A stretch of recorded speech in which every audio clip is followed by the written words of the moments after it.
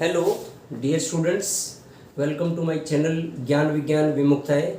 Today we are going to learn about the remainder theorem.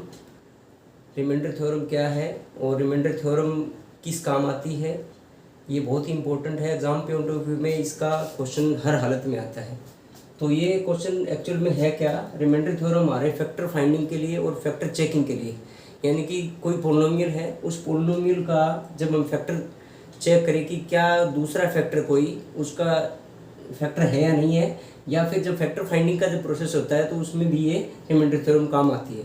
और ये हमारी पिछली वीडियो से बहुत ज़्यादा जुड़ी है। पिछली वीडियो में हमने value of the polynomial and zeros of the polynomial की थी। आप हमारे डिस्क्रिप्शन में जाएं, वहाँ पर आपको लिंक मिलेगा और उसको आप एक्सेस करें तो आप इसकी वीडियो का यूज़ कर सकते हैं। तो देखिए स्टूडेंट्स, आज इसमें हम देख रहे हैं कि जो रिमाइंडर थ्योरम है ये एक्चुअली करती क्या है। जैसे हमने यहाँ लिए हैं 2-3 क्वेश्चन, ये आपका 2.3 एक्सरसाइज है 9th क्लास में, 8th क्लास में भी हम यूज़ करेंगे। जब हम किसी भी फंक्शन में, किसी पोलिनोमियल में जब कोई वैल्यू रखते हैं वेरिएबल की, तो उस पूरे फंक्शन की वैल्यू हो जाती है, यानी कि वैल्यू ऑफ द पोलिनोमियल। तो रिमाइंडर थ्योरम है क्या, रिमाइंडर थ्योरम है कि जब किसी पोलिनोमियल में जब हम वेरिएबल की वैल्यू रखते हैं तो उसकी वैल्यू जब आती है तो अगर वो वैल्यू 0 आ जाए तो वो फैक्टर कहलाता है, और अगर वो 0 नहीं आए तब वो रिमाइंडर कहलाता है। तो रिमाइंडर थ्योरम बेसिकली होगी क्या, मैं अभी यहाँ अप्लाई करके दिखाता हूँ। ये आपकी एक्सरसाइज में क्वेश्चन नंबर 1 है 2.3 में 9th क्लास में। तो इसका मान लो हमने ये क्वेश्चन लिया, तो एक तो आपका जो मेन जो फंक्शन है वो एफ में, पी में, क्यू में हम ले कह सकते हैं। जैसे मैंने इन फंक्शन को एफ बोल दिया, और ये फंक्शन है हमारा x की 3 + x² + x + 1, ठीक है। दूसरा एक फंक्शन हमें दिया जाएगा, उसको ज़्यादातर gx बोलते हैं। gx का मतलब है वो फंक्शन जो वो पोलिनोमियल जिसको हम एज ए फैक्टर फाइंड करना चाहते हैं, चेक करना चाहते हैं। तो जैसे यहाँ पर ये दिया हुआ है x + 1, तो आपका जो पहला क्वेश्चन है उसमें क्या दिया हुआ है, उसमें gx तो एक दिया हुआ है क्वेश्चन में मेन, कि you have to find out whether below given 4 polynomials in which they are factor of this, यानी कि ये जो gx है ये उसका एक पोलिनोमियल फैक्टर है या नहीं है। तो नीचे 1 नंबर, 2 नंबर, 3 नंबर, 4 नंबर ऐसे क्वेश्चन दिए हुए हैं। तो हमें हर एक क्वेश्चन में चेक करना है इस gx को कि ये gx इसका फैक्टर है या नहीं। उसको हम रिमाइंडर थ्योरम में चेक कैसे करेंगे, जैसे इसका gx हमने दिया है, gx इस क्वेश्चन में x + 1 है, इस क्वेश्चन के लिए भी और इस क्वेश्चन के लिए भी। ऐसे 2 क्वेश्चन और रहेंगे, तो मैं 2 को ले रहा हूँ, उन 2 में चेक कर लेते हैं। तो हमें सबसे पहले क्या करना पड़ेगा, सबसे पहले हमें लिखना पड़ेगा पुटिंग gx = 0, यानी कि सबसे पहले जो फैक्टर हम जानना चाहते हैं कि ये वाला फैक्टर इस फंक्शन का है या नहीं, यानी कि इस पोलिनोमियल का ये बंदा फैक्टर है नहीं। एक सिंपल बताते हैं, जैसे मान लो हम कहें कि 6 और 6 को 2 भाग करता है या नहीं है, तो 2 को हम चेक करते हैं, इसको भाग करके कि 2 3 6 ये पूरा भाग करता है। अगर मैं कहूँ कि 5 क्या इसका फैक्टर है, तो 5 को भाग करके देखते हैं, तो 5 इसको 6 को भाग नहीं करता, 5 × 5 इसका शेष 1 रह जाता। तो यहाँ दोनों केस में आप देखें रिमाइंडर थ्योरम कैसे काम करेगी। जो ये हमारा अर्थमेटिक में जब हमने किया कि 2 नंबर में हम इसको बोल रहे हैं gx अलजेब्रिकली, और ये अंदर वाला कहलाएगा fx। इसको आप थोड़ा सा कोरिलेट कर ले, बहुत ही ईजी वे में है। तो मान लो अंदर वाला तो fx या px qx इनका नाम हम रख सकते हैं, px भी बोल सकते हैं, qx भी बोल सकते हैं। और अगर हमारा वेरिएबल अगर ये t हो, कोई और हो, तो हम t की फॉर्म में भी ले सकते हैं। तो ये हमारा अंदर वाला जो फंक्शन है उसको fx px बोल लेंगे, बाहर वाले को जो एज ए फैक्टर चेक करें उसको gx बोल लेंगे। तब हम ये पाएंगे रिमाइंडर थ्योरम में कि अगर वो 0 आता है तब तो वो फैक्टर कहलाता है, और रिमाइंडर 0 ना आए तब वो फैक्टर इसका नहीं है। सिंपल सा ये है। तो अब इसको हमने सबसे पहले चेक करना है, = 0 रखना है। 0 रखेंगे तो यहाँ से क्या आएगी, x की वैल्यू आएगी, और इस वैल्यू को हमने रखना है इसके अंदर, जो हमने लास्ट वीडियो में किया है कि x का मान हम रख के देखते हैं जिससे कि पोलिनोमियल की वैल्यू आ जाएगी। तो हम यहाँ पर पोलिनोमियल की वैल्यू फाइंड आउट करेंगे कहाँ पर, जहाँ पर gx 0 होता हो। तो gx हमने 0 कर रहा है अभी, तो ये बन जाएगा gx की वैल्यू हमारी क्या है, x + 1 = 0। जब भी हमें कोई वैल्यू निकालनी होती है वेरिएबल की, तो हम वेरिएबल को अकेला करते हैं, और इसके जो साथ में जो भी बंदे हैं उनको हम ट्रांसपोज कर देते हैं। तो x के साथ ये कौन है, +1 है, तो x को अकेला करेंगे तो +1 इस साइड में चला जाएगा, ट्रांसपोज हो जाएगा राइट साइड में। तो ट्रांसपोज होने पर क्या हो जाएगा, 0 - 1 दैट इज -1। तो x की वैल्यू कितनी मिली, x की वैल्यू हमें मिली -1 मिली। तो ये वैल्यू आ चुकी है, इस वैल्यू को हमने रिप्लेस करना है fx में। तो हम लिखेंगे अब now putting x is equal to -1, क्योंकि x का मान कितना है, माइनस का 1 आया है। इस माइनस के 1 को हम किस में पुट करेंगे, fx में, इन fx। तो ये अब हमारा क्या बन जाएगा, जहाँ जहाँ पर भी fx में इस पोलिनोमियल में x है वहाँ पर हम क्या रख देंगे, x की जगह माइनस का 1 रख देंगे। तो ये हम लिखेंगे f-1, जहाँ पर x है मैंने क्या करा, माइनस का 1 रख दिया। नेक्स्ट में क्या है, माइनस का 1 और पावर उसकी 3, फिर प्लस में माइनस का 1 और पावर उसकी 2, फिर प्लस में माइनस का 1। माइनस की जब भी क्वेश्चन क्या होगी तो हम उसको ब्रैकेट में ही लिखेंगे, प्लस में 1। अब इसको और सिंप्लीफाई करते हैं। जब भी पावर आपकी ओड हो और अंदर माइनस की वैल्यू है तो हमेशा ओड पावर के दौरान वो माइनस का निशान बाहर आएगा आंसर में। तो ये माइनस आ गया, और 1 को 3 बार मल्टीप्लाई करेंगे तो क्या आएगा, वो 1 ही आएगा। ऐसे ही जब माइनस की पावर हो, और पावर हमारी क्या है, इवन है, इवन पावर होगी तो माइनस की वैल्यू क्या बन जाएगी, प्लस ही बन जाएगी। तो ये प्लस का निशान तो पहले से है और ये वाली हमारी प्लस वैल्यू बनी है, तो इसको हम 1 का 1 ही लिखें, क्योंकि 1 को 2 बार गुणा करें या 3 बार गुणा करें, 1 ही वैल्यू रहनी है। अब यहाँ देखिए ये प्लस है, ये अंदर माइनस है। जब भी प्लस माइनस हो, आपस में मल्टीप्लाई हो, ये आपस में प्लस का 1 है, प्लस का 1 मल्टीप्लाई में माइनस का 1, तो जो प्लस का निशान है एक्चुअल में वो प्लस का 1 है, और इनटू में माइनस का 1 मीन्स माइनस का 1 और प्लस के 1 की क्या है, मल्टीप्लाई है। मल्टीप्लाई में जब दोनों निशान डिफर करते हैं तो हमेशा क्या आएगा, माइनस का निशान आएगा, और ये बन गया वैल्यू 1, और ये है प्लस का 1। अब आप देखें कि जब हम इसको सिंप्लीफाई करेंगे तो प्लस का 1 और माइनस का 1 आपस में कैंसिल हो जाते हैं, तो वैल्यू क्या बन गई, 0। तो हमने देखा अभी कि जो फंक्शन की gx को हमने पहले रखा 0, जिससे हमें x की वैल्यू मिली, और इस x की वैल्यू को हमने पुट किया fx में। तो यही रिमाइंडर थ्योरम है। रिमाइंडर थ्योरम में क्या होगा, जिस हम फैक्टर को चेक करना चाह रहे हैं उसको पहले 0 रखते हैं, वहाँ से x की वैल्यू आती है, उस x को हम fx में रखते हैं। जैसे ही हम fx में रखेंगे तो उसकी पोलिनोमियल की वैल्यू आएगी। जैसे इस fx पोलिनोमियल की जो वैल्यू आई है बेटा, वो आप देखें कि हमने -1 मान रखा इस fx में, तो f-1 निकल करके आया और वो वैल्यू क्या आई है, 0। जैसे कि हमने इसको चेक किया था कि 6 को हमने 2 से भाग करके देखा तो वो पूरा भाग हो रहा था, शेष क्या आया था, 0 आया था। यहाँ जब हमने 5 से इसको डिवाइड करके देखा तो रिमाइंडर क्या आया था, 1 आया था। तो ये 5 is not a factor of this 6, ऐसे ही 2 इज फैक्टर ऑफ 6, क्योंकि ये रिमाइंडर इसमें 0 है। तो यहाँ हम देखें कि ये जो हमारा एक पोलिनोमियल था gx यानी कि x+1, this is a factor of this, because we have got the value as a 0 as a remainder. जब भी रिमाइंडर में वैल्यू 0 आएगी तो वो पोलिनोमियल, इस पोलिनोमियल का क्या होगा, रिमाइंडर इसका फैक्टर कहलाएगा। ऐसे ही हम दूसरा ले लेते हैं, तो आपके उसकी जब वैल्यू आप फाइंड आउट करेंगे तो हमें पता चल जाएगा कि वो इसका फैक्टर है या नहीं है। चलिए देखिए,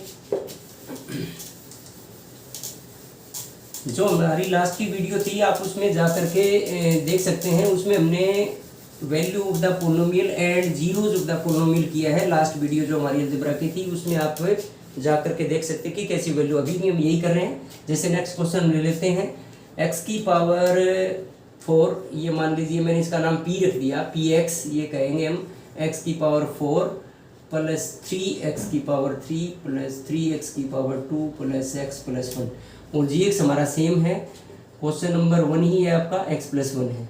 तो सबसे पहले हम क्या करते हैं, putting gx is equal to 0।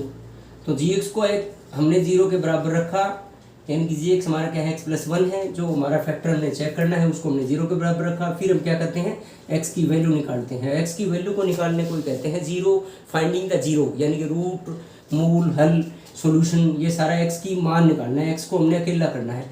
जैसे x को अकेला करेंगे तो x के साथ में जो भी बंदे हैं उनको हम क्या करते हैं, ट्रांसपोज कर देंगे। तो 0 - 1 हो जाएगा, ये प्लस का 1 इधर जाके क्या हो जाएगा, माइनस का। तो ये वैल्यू क्या है, -1। तो हमें इस पहले क्वेश्चन के लिए x का मान क्या रखना है, -1 ही डालना है। और जितने भी इसके चारों क्वेश्चन हैं, क्वेश्चन नंबर 1 के चारों पार्ट, पहला, दूसरा, तीसरा, चारों पार्ट में हम x के वैल्यू क्या रखेंगे, -1 ही रखेंगे।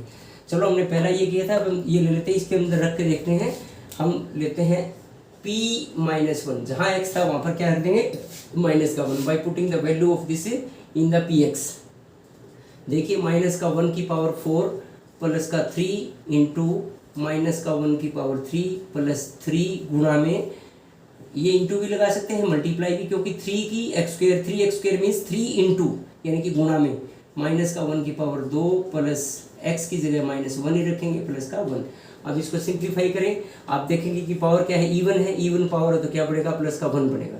ये क्या है आपका ओड पावर है, ओड पावर होगी तो माइनस का 1 बनेगा, और माइनस की 1 की मल्टीप्लाई किससे करी, प्लस का 3 से, तो प्लस का 3 और माइनस का 1 की मल्टीप्लाई करेंगे तो आपका माइनस का 3 आएगा, और ये बना प्लस का 1 ही। अब ये देखिए ये पावर कितनी है, इवन है, इवन पावर होगी तो ये क्या बनेगा आपका, प्लस का 1 आएगा, और प्लस के 1 की मल्टीप्लाई किससे है, 3 से है, और ये प्लस का 3। ऐसे ही ये देखिए माइनस और प्लस की मल्टीप्लाई तो क्या आएगा, माइनस का 1 आएगा, और ये लास्ट में क्या है, प्लस का 1, ये हमने लिखा।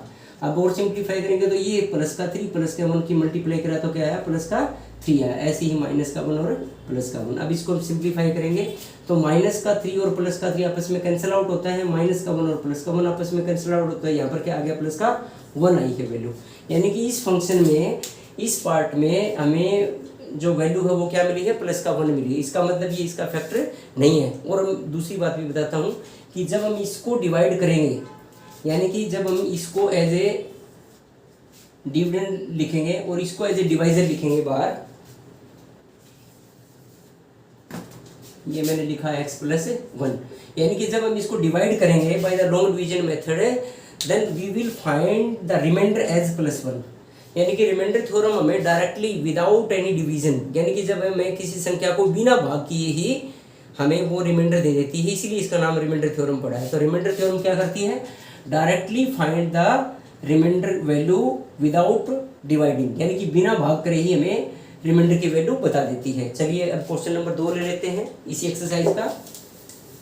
क्वेश्चन नंबर 2 में क्या है बेटा, क्वेश्चन नंबर 2 में है 3 पार्ट, आपके तीनों पार्ट में से तीनों का fx और gx अलग अलग दे रखा है। तो जैसे मैं बताऊं आपको कि ये क्वेश्चन नंबर 2 दे रखा है, ये क्वेश्चन नंबर 3 है, इसके लिए gx की वैल्यू यहाँ पर ये है, इसके लिए gx की वैल्यू, मैं क्वेश्चन ले रहा हूँ, पहले ये बड़ा क्वेश्चन ले लेते हैं। मान लीजिए मैंने इसका नाम रख दिया qx।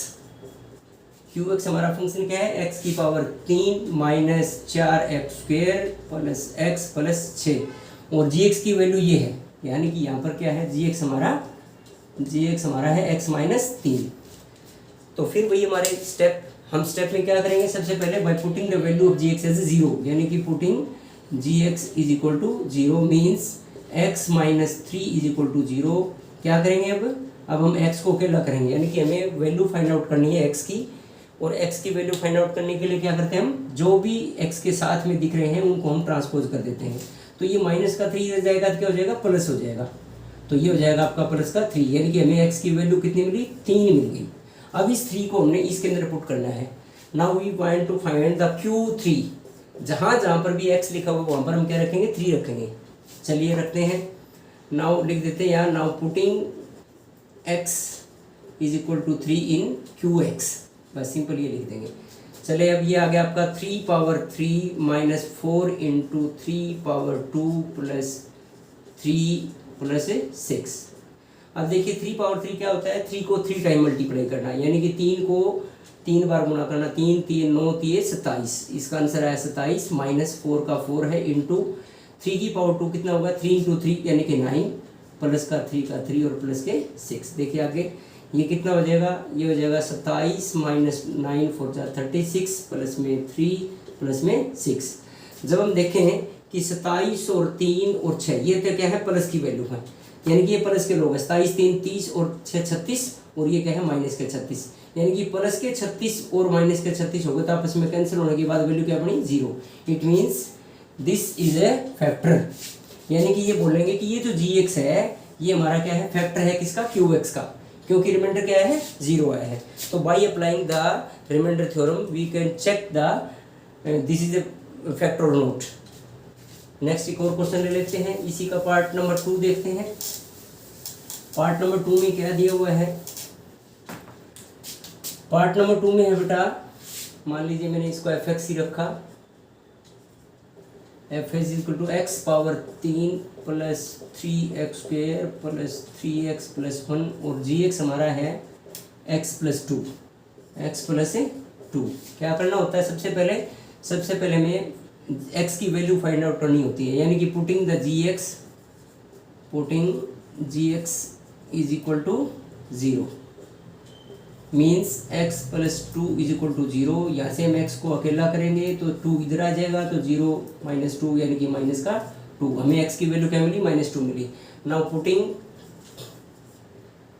x is equal to -2 in fx।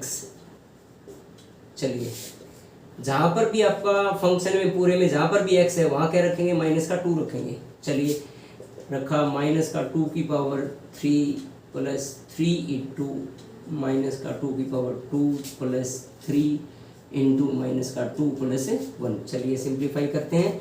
जब भी आपकी ओड पावर है और अंदर वाली संख्या, अंदर वाला नंबर हमारा क्या माइनस है, तो आंसर क्या आएगा, माइनस आएगा। 2 पावर 3 मीन्स 2 को 3 टाइम मल्टीप्लाई करना, 2 2 जा 4, 4 2 जा 8, तो ये आपकी वैल्यू आई -8। ऐसे ही प्लस का 3 होगा यूँ। अब ये देखिए ये माइनस की वैल्यू है लेकिन पावर क्या है, इवन है। पावर इवन होगी तो क्या बनेगी वैल्यू, प्लस आएगी। और प्लस का 2 की 2 का मतलब 2 2 4, प्लस का 4, इसको एज इट इज रखेंगे। फिर ये आपका देखिए कि 3 और 2 की क्या है आपस में मल्टीप्लाई है और निशान क्या है, डिफर कर रहे हैं, तो क्या आएगा -6 और प्लस का 1। सिंप्लीफाई करेंगे तो -14 हो गया आपका, क्योंकि -8 और -6 ये हो गया -14 पीपल, और 4 ये 12 और 1 ये 13 लोग कैसे हैं, अच्छे हैं। तो यहाँ पर क्या आया, -1 ही आया, तो यानी कि रिमाइंडर की वैल्यू क्या है, 0 नहीं आई। इसका मतलब ये बंदा इसका फैक्टर नहीं है। या फिर यूँ कहें कि जब हम इसको इससे भाग करेंगे, यानी कि ये fx को तो अंदर लिखते हैं और gx को कहाँ लिखते हैं, बाहर लिखते हैं। ज़्यादातर जो जितने भी हमारे डिवाइजर है चेक करने, उनको हम डिवाइजर को कहाँ रखते हैं, बाहर रखते हैं। तो gx को जब हम डिवाइड करेंगे तो इसका रिमाइंडर क्या आएगा, इसका रिमाइंडर आएगा जो वैल्यू ऑफ द पोलिनोमियल, जो पोलिनोमियल की वैल्यू आती है वो वैल्यू क्या है, -1। तो हमें बिना भाग किए ही डायरेक्टली रिमाइंडर थ्योरम से पता कर लेते हैं। अब इसका रिवर्स प्रोसेस देखते हैं। क्वेश्चन नंबर 3 है, वो रिमाइंडर थ्योरम का यूज करते हैं और यूज करके हम k की वैल्यू फाइंड आउट करेंगे। ये एक्चुअल में है क्या, इसको मैं करवा देता हूँ। इसके भी 2-3 पार्ट हैं आपके। Reverse process of this remainder theorem. Reverse process का मतलब आप समझे होंगे कि क्या कहना चाह रहा हूँ, कि जब आपका हमें पता करना था कि क्या ये इसका रिमाइंडर है या क्या ये इसका फैक्टर है, तब हम रिमाइंडर की वैल्यू को 0 चेक कर रहे थे। अब इसका रिवर्स प्रोसेस में क्या होगा कि ये दिया हुआ है, गिवन है कि इसका ये gx क्या है, एक फैक्टर है, यानी कि gx is a factor of this, यानी कि 3 क्वेश्चन है। तीनों क्वेश्चन में ये तीनों अलग अलग हैं और यह gx क्या है, सेम है। तो इस gx को चेक कर रहे हैं कि ये gx जो है ना, इन तीनों का यदि फैक्टर हो तो k की वैल्यू बताइए। तो ये बहुत इंपॉर्टेंट है, एग्जाम पॉइंट ऑफ व्यू से ये इंपॉर्टेंट क्वेश्चन रहता है। हर बार हर तरह के क्वेश्चन में k की वैल्यू फाइंड आउट करना ये बहुत ही इंपॉर्टेंट है। आप इसको देखिए, मैं अभी सोल्व करके दिखाता हूँ। पहले सिंपल क्वेश्चन ले लेते हैं। आपका fx है x² plus x plus k, और इसके gx कितना दिया हुआ है, gx दिया हुआ है x माइनस 1। तो यहाँ 2 स्टेप करने होंगे हमें। सबसे पहले तो ये करना है कि हम gx की वही वैल्यू निकालेंगे, जिससे क्या होगा, gx को 0 पुट करेंगे तो x की वैल्यू आएगी। फिर हम fx को भी 0 पुट करेंगे, fx को भी 0, यानी कि इसको भी 0 और इसको भी 0 पुट करेंगे। देखते हैं कैसे करेंगे। सबसे पहले हम इसको सिंप्लीफाई कर लेते हैं। Putting gx is equal to 0, तो क्या बनेगा, x minus 1 is equal to 0। इसका मतलब क्या हुआ कि x की वैल्यू हमें मिली 0 प्लस 1, यानी कि 1 वैल्यू आई, x की वैल्यू 1 मिली। अब हम क्या निकालने जा रहे हैं, f1 निकालने जा रहे हैं। तो नाउ हम लिखेंगे, नाउ अगेन पुटिंग f1, जो ये आ चुका है इसको है लिखेंगे f1 इज इक्वल टू 0, क्योंकि हम यह बताएंगे क्योंकि gx is a factor of fx, हम ये लिखेंगे यहाँ पर, because this gx is a factor of fx, it is given in the question. यानी कि ये क्वेश्चन में दिया गया है कि ये जो fx है, इस fx का ये gx क्या है, कि फैक्टर है, और फैक्टर होने पर हमें k की वैल्यू फाइंड आउट करनी है। इसका मतलब हमें क्या करना है कि जो हमारा जो इस फंक्शन की जो वैल्यू है, इस fx की जो वैल्यू होगा क्या होनी चाहिए, 0 आनी चाहिए, क्योंकि अगर ये 0 होगा तभी तो इसका फैक्टर कहलाता है। तो इस फंक्शन की वैल्यू को हम क्या मान लेंगे, 0 ले लेंगे पहले।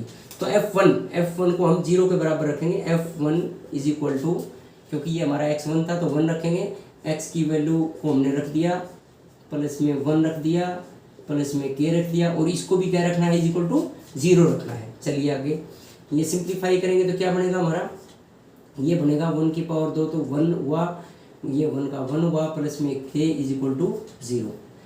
अब आप इसको थोड़ा सा और सिंप्लीफाई कर लीजिए, ये आपका क्या है वेरिएबल फॉर्म में है और ये दो आपके नॉर्मल नंबर है, तो ये दोनों क्या हो जाएंगे 1 + 1 2, तो ये 2 आपका यहाँ पर है और प्लस में k है इक्वल टू 0। अब आपको पता है कि जिसकी भी वैल्यू फाइंड आउट करनी है, जो भी कोई नंबर है, चाहे वो x है, y है, z है, t है, k है, तो यहाँ पर जो k है, k की वैल्यू जब हमें फाइंड आउट करनी, तो इस k के साथ जो भी कोई हमें नंबर दिख रहे हैं, चाहे मल्टीप्लाई में है, चाहे डिवाइड में है, चाहे जमा में है, चाहे घटा में है, तो उनको हमें क्या करना होता है ट्रांसपोज करना होता है, और इस तरह से करेंगे कि उनके निशान बदल जाएंगे और k रह जाएगा अकेला। तो यहाँ बहुत ही आसान है, हम k को यहाँ रखेंगे, k के साथ कौन है 2 है प्लस का, जब ये 2 इधर जाएगा तो क्या हो जाएगा ये माइनस का हो जाएगा, तो 0 - 2 यानी कि माइनस की 2 वैल्यू आई। यानी कि इस क्वेश्चन में हमें क्या मिला, जब हम ये देखें कि gx इस fx का एक फैक्टर है, तो हमने फैक्टर के टाइम इसकी भी 0 वैल्यू निकाली, इसको हमने जब fx में रखा तो उसको भी हमने 0 रखना है, और वहाँ से हमें फिर हमें k की वैल्यू फाइंड आउट करेंगे। चलो नेक्स्ट क्वेश्चन एक और लेते हैं। बेटा ये बहुत ही एग्जाम की दृष्टि से बहुत ज़्यादा इंपॉर्टेंट है, ये 10th में 9th में 8th क्लास में आपका ये बहुत ज़्यादा इंपॉर्टेंट है, आप इसको बड़ा ध्यान से देखेंगे। एक और नेक्स्ट क्वेश्चन ले लेते हैं। ये वाला है आपका kx², मान लो मैं इसको px लेता हूँ, px = kx² -√2x + 1, और gx आपका है सेम x - 1, देयरफॉर यहाँ से हमें x की वैल्यू क्या आई 0 रखेंगे, तो x की वैल्यू आई 1। इस x की वैल्यू 1 को हमने यहाँ रखना है, यानी कि p1 must be 0 by putting p1, ये जो 1 है इस 1 को यहाँ लेना है और इक्वल टू 0, और यहाँ हम बता देंगे कारण क्या है, because gx is a factor of fx या px, ये हम बताएंगे। चलिए अब हम p1 यानी कि इसकी वैल्यू निकालेंगे, जहाँ जहाँ हमारा x है वहाँ पर क्या रखेंगे 1 रख देंगे, तो ये हम लिखेंगे k × 1⁻² -√2 x की जगह 1 रखा +1, और इज इक्वल टू क्या करेंगे 0 रखेंगे। चलिए आगे सिंप्लीफाई करें, 1⁻², तो 1 हुआ, 1 को मल्टीप्लाई में k -2 × √2 × 1, तो ये √2 ही हुआ, और प्लस में 1 इज इक्वल टू 0। अब आप देखें कि k यहाँ पर हमारा वेरिएबल है, वेरिएबल कौन है k, और ये जो दो बंदे हैं ये हमारे आपस में जिनका कोई कम्बिनेशन नहीं हो सकता, क्योंकि ये आपकी रेशनल नंबर है, ये रेशनल नंबर है। रेशनल जब आपस में जोड़ घटा करने हो तो हम उनको एज इट इज़ लिख देते हैं, तो ये आपस में इनको हम 2 को 1 के साथ जोड़ नहीं सकते, क्योंकि अंडर द रूट है और ये सिंपल 1 है, तो इनको हम यूं का यूं रखेंगे। और जब हम k की वैल्यू करेंगे तो k के साथ कौन है, k के साथ ये भी है और ये भी है, दोनों के निशान जैसे हैं उन निशानों को ट्रांसपोज करने पर क्या कर देंगे रिवर्स कर देंगे। तो हम क्या करेंगे, जब k की वैल्यू k को अकेला करेंगे तो k को हम ये रखेंगे, इन दोनों को एक साथ भेज देंगे, इस साथ इधर भेजेंगे तो क्या आएगा, जो माइनस है वो तो क्या हो जाएगा प्लस हो जाएगा, यानी कि माइनस का जो √2 था वो क्या हो जाएगा +√2, और प्लस का 1 था वो क्या हो जाएगा -1, and this is the answer. ऐसे एक और क्वेश्चन ले लेते हैं, यहीं पर मैं करवा देता हूँ। ये है आपका kx² माइनस में 3x और प्लस में k और इज इक्वल टू 0।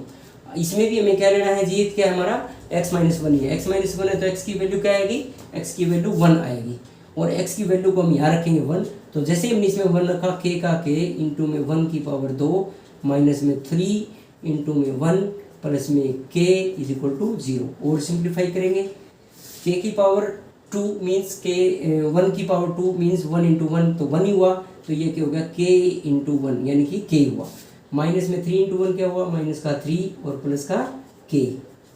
आगे सिंप्लीफाई करें, अब क्या आप देखें कि ये k इंटू 1 तो k हुआ, और ये भी क्या है k है, तो k और k आपस में जुड़ जाएंगे या घट जाएंगे, तो k ये कैसा है प्लस का k है, और ये भी क्या है प्लस का k है, तो सेम हो गए, यानी कि ये दोनों आपस में क्या करेंगे टीम बना लेंगे, तो k और k प्लस k क्या हो जाएगा 2k, और ये क्या है माइनस का 3 इज इक्वल टू 0। अब देखिए आप, जब k के साथ आप देखेंगे कि 2 तो क्या है मल्टीप्लाई में है, 3 क्या है सब्ट्रैक्शन में है, तो हम k को जब अकेला करेंगे तो k के साथ जो दोनों बंदे हैं उनको हम क्या करेंगे ट्रांसपोज करेंगे, तो पहले कौन जाएगा प्लस माइनस वाला जाएगा, फिर क्या जाएगा कोफिशिएंट वाला, यानी कि k के साथ कोफिशिएंट में कौन है 2 है मल्टीप्लाई में, तो k को जब हम अकेला करेंगे तो पहले हमने k को यहाँ 2 के साथ रखा, ये 3 को इधर भेजा तो 0 प्लस 3 ये आ गया 3।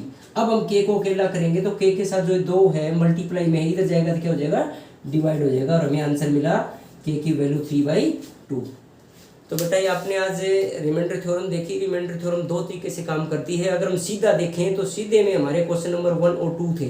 1 और 2 में क्वेश्चन क्या था हमारा, जब हमने एक फैक्टर को चेक किया कि दूसरे फंक्शन का px या fx का ये गुणनखंड है या नहीं, और वो उसका गुणनखंड है या नहीं हमने चेक कैसे करा कि जो gx है उस gx को 0 रखा, वहाँ से x की वैल्यू निकाली और उसको हमने कहाँ रखा, fx के अंदर रखा।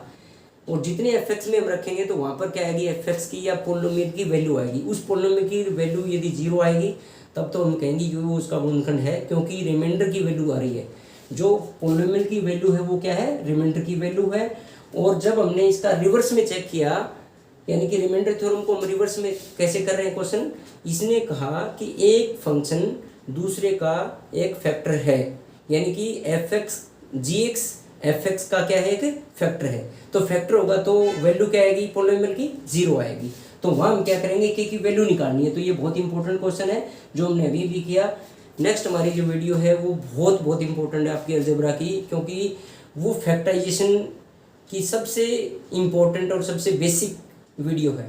क्योंकि जब बच्चा 7th क्लास के बाद 8th क्लास में जाता है तो उसके सामने दो सबसे बड़ी प्रॉब्लम आती हैं, वो एक कॉमन लेना और दूसरा है फैक्टराइजेशन। तो कॉमन लेना और फैक्टराइजेशन दोनों एक साथ ही प्रोसेस होंगे। कई बार हम सिर्फ कॉमन लेने को देख लेते हैं, तो वो एक्चुअली फैक्टराइजेशन का ही एक पार्ट है। तो कॉमन लेना और फैक्टराइजेशन करना दोनों एक चीज़ें हैं। हम इसको नेक्स्ट वीडियो में लेकर के आ रहे हैं, बने रहें। अगर आपको वीडियो बहुत अच्छी लगी है तो आप इसको लाइक सब्सक्राइब शेयर कर दीजिए, ताकि आपको नोटिफिकेशन में लिंक मिले। और हमारी जो और दूसरी वीडियो भी, आप बेसिक मैथमेटिक्स की भी जा सकते हैं, और हाई स्कूल की सभी प्रकार की वीडियोज़ हम कंटेंट बना रहे हैं। Thank you all.